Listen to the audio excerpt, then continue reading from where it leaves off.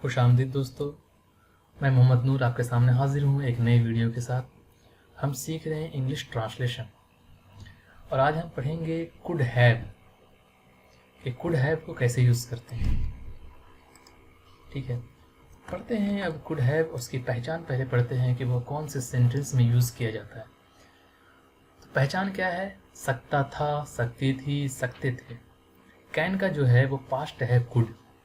ठीक है, जैसे विल का पास्ट है वुड, हैव का पास्ट है हैड, उस तरह से कैन का पास्ट है कुड।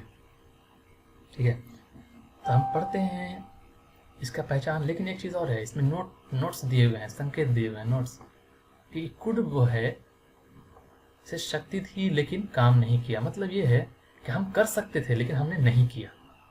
ठीक है, अब आते हैं इसके सेंटेंस पढ़ते हैं, उसमें हम यूज़ करके बताते हैं कि आपको कैसे कुड का यूज़ है। जैसे यहाँ पर subject plus could have plus verb 3। एक चीज़ ध्यान रखिएगा, अगर हैव 2 होता तो वर्ब 1 होता, लेकिन सिर्फ एक कुड हैव है तो वर्ब 3 होगा। ठीक है, हैव के साथ वर्ब 3 लगता। ठीक है, वे यह मैच जीत सकते थे, यानी कि जीते नहीं लेकिन जीत सकते थे।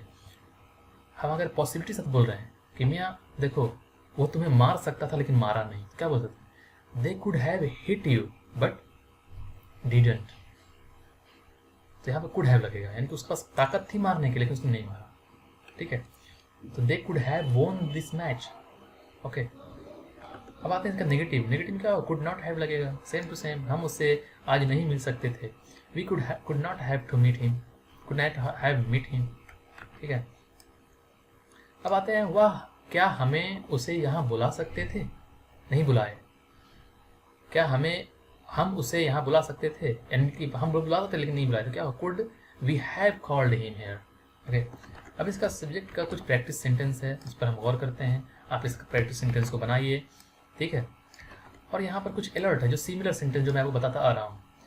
आप इंग्लिश बोल सकते हैं, मतलब क्या है? सिंपल है, आप इंग्लिश बोल सकते हैं, यू कैन स्पीक इंग्लिश। ठीक है, लेकिन आप इंग्लिश बोल सके ना, क्योंकि अब इतनी पॉसिबिलिटी इतना अच्छा है कि आप इंग्लिश बोल सके। ठीक है, आपने मेहनत किया तो आप इंग्लिश बोल सके। तो उसके लिए हम कहा you could speak English very well, you hard work then you could speak English like this.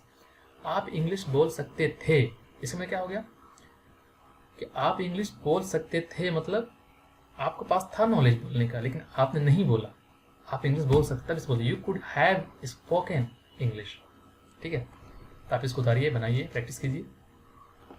अल्लाह हाफिज़, आज का इतना काफ़ी है। नेक्स्ट वीडियो में